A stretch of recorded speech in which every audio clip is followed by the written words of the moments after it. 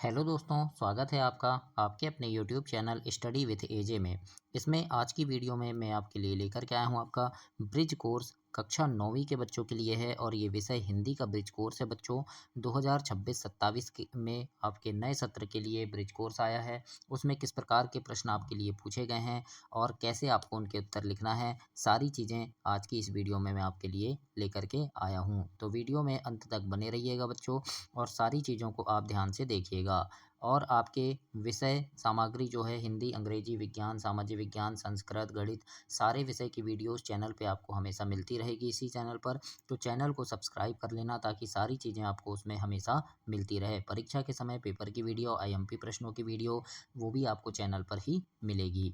हमने अभी तक इसमें पढ़ा है पाठ का नाम, जैसे सूरज का ब्याह मैंने कंप्लीट करवा दिया है, मिजबान और अंतरिक्ष की सैर, ये चारों हमारे कंप्लीट हो गए हैं। आज हम इसमें देखेंगे एक दिन भुज का और इसको कंप्लीट करेंगे। इसके बारे में जानेंगे कि किस प्रकार से इसमें प्रश्न उत्तर दिए गए हैं और आपको कैसे उनके उत्तर लिखना है, वो सारी चीज़ें देखते हैं। तो आइए हम इसमें शुरू करते हैं। आपका जो पाठ है एक दिन भुज का, उसको देखेंगे और उस समझेंगे। अंतरिक्ष की सैर हमने अभी तक पढ़ा था, तो आप पिछली वीडियो में देख सकते हैं कि किस प्रकार से मैंने सारी चीज़ें उसमें आपको बताई थी।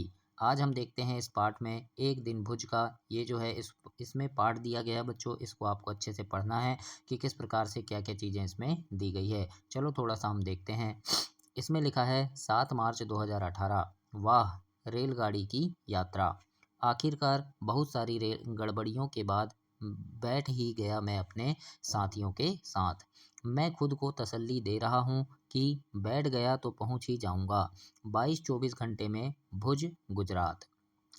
अब पलकें भारी, मेरी डायरी शुभ रात्रि। मतलब वो अपनी डायरी में लिख रहे हैं, है ना? देखते हैं, लिखा है 8 मार्च 2018, आज के दिन 24 घंटे में मानो हमने 48 घंटे जिए हैं। जिस आयोजन के लिए यहाँ आए थे उसकी तैयारी करने में अल्ल सुबह से हम सारे लग गए थे। आयोजन के अंतर्गत सीमा सुरक्षा बल के जवानों के साथ रन फॉर यूनिटी मैराथन दौड़ करना था। यह दौड़ 3 किलोमीटर लंबी थी। इसका उद्देश्य समाज और सेना के बीच सामंजस्य स्थापित करना था, जिसका सबने मिलकर प्रण भी लिया। वहाँ प्रत्येक हिंदुस्तानी के रग रग में जोश और जज्बा झलक रहा था। वाह, क्या अद्भुत अनुभव हुआ मुझे आज। जवानों का यह अनुशासित जीवन जो उनकी दिनचर्या की हर गतिविधि में झलकता है, मेरे लिए एक अलग ही अनुभव रहा। अद्भुत, मैं अपने कलम से बयां नहीं कर सकता। वो सफ़ेद नमक से भरी चादर, रेगिस्तान के मनोरम दृश्य, उनका तो कोई जवाब नहीं। दूर दूर तक धूसर, झाड़ झकाड़, नागफनी के पौधे। जीवन बहुत कठिन पर मधुर है यहाँ। एक शहर के निवासी को चूल्हे की रोटियां मिले और घड़ा भरकर लस्सी, और क्या चाहिए। डायरी, थका हुआ हूँ, अब बातें नहीं कर सकता, कल के लिए विदा। इस प्रकार से ये पाठ दिया गया है। इसको आपको बहुत अच्छे से पढ़ना है बच्चों। पाठ पढ़ने से आपके पढ़ने की प्रैक्टिस होगी और आपको कठिन शब्दों की जानकारी भी होगी। अब हम इसमें कार्यपत्रक हल करेंगे। कार्यपत्रक 1 में यहाँ लिखा है श्रुतलेख। शिक्षक द्वारा बोले गए शब्दों को आपको लिखना है। शिक्षक जो भी शब्द बोलेंगे उनको सुनना है और आपको लिखना है, जैसे तसल्ली, सामंजस्य, अनुशासित, गतिविधि, रेगिस्तान। तो इस प्रकार से आप इसे कंप्लीट करेंगे। आगे देखते हैं, दूसरा इसी में दिया है, दिए गए विराम चिन्हों का प्रयोग कर वाक्य लिखें। तो विराम चिन्ह, कौन सा विराम चिन्ह है उसको पहचानना है और एक वाक्य लिखना है। तो जैसे विराम चिन्ह क्या है, प्रश्नवाचक चिन्ह है ना? तो इसमें हम लिख सकते हैं, क्या आपने रेलगाड़ी की यात्रा की। और यहाँ दोस्तों प्रश्नवाचक चिन्ह लगाना है आपको, पूर्ण विराम नहीं लगाना है ना, मेरे से यहाँ गलती हो गई है। तो यहाँ पर आप प्रश्नवाचक चिन्ह लगाएंगे। फिर ये पूर्ण विराम है तो लिखेंगे मेरा नाम मोहन है, अंतिम में पूर्ण विराम लग गया। फिर ये क्या है, विस्मयादि बोधक। तो जैसे आश्चर्य होता है वहाँ लगाते हैं ये चिन्ह, है ना, जैसे वाह, तो उसके बाद ये लग गया। उसके बाद क्या अद्भुत अनुभव था। फिर ये अल्पविराम है, मुझे चूल्हे की रोटियां, लस्सी और ताज़ा मक्खन पसंद है, तो ये अल्पविराम लग गया।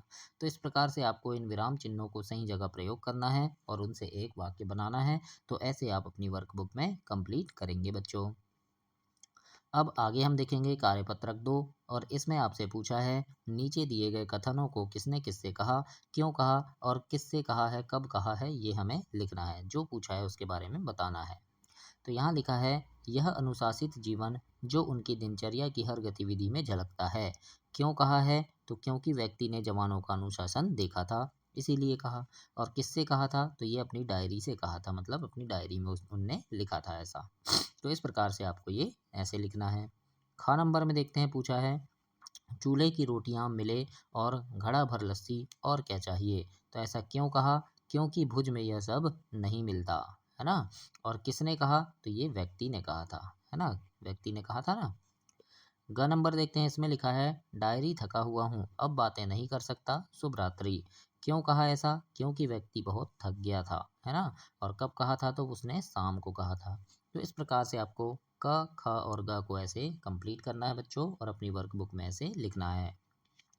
अब हम देखेंगे कार्यपत्रक 3, और इसमें लिखा है दिए गए चित्र के आधार पर अपने शब्दों में अनुच्छेद लिखना है। ये जो चित्र दिख रहा है इसको आपको अच्छे से देखना है और एक अनुच्छेद लिखना है, और इस चित्र को देखकर भी अनुच्छेद लिखना है। तो जैसे पहले चित्र के बारे में हम लिख देंगे कि प्रकृति हमारे जीवन का आधार है। घने जंगल न केवल हमें शुद्ध हवा प्रदान करते हैं, बल्कि वे वन्य जीवों का घर भी हैं।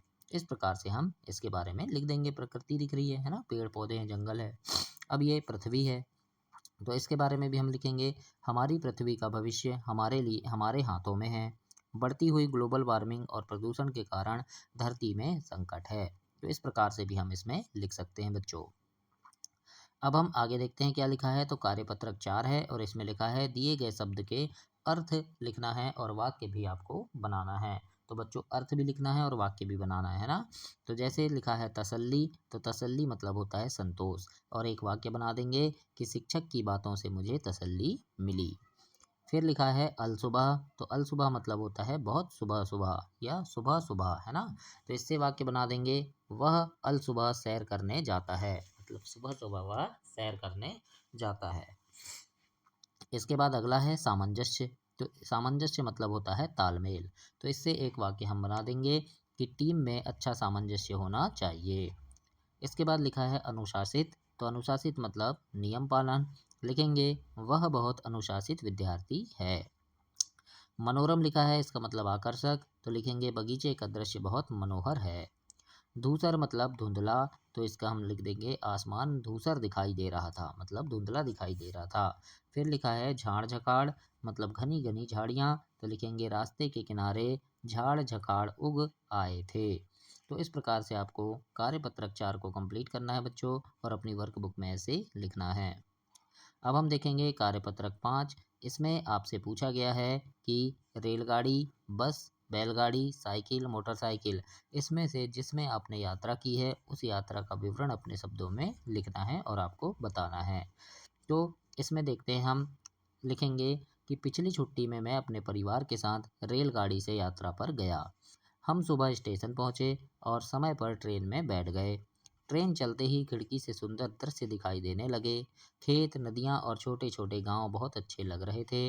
रास्ते में हमने नाश्ता किया और बातचीत करते हुए समय बिताया। यह यात्रा बहुत सुखद और यादगार रही। इस प्रकार से आपको ऐसे लिखना है बच्चों, और अपनी वर्कबुक में ऐसे कंप्लीट करना है।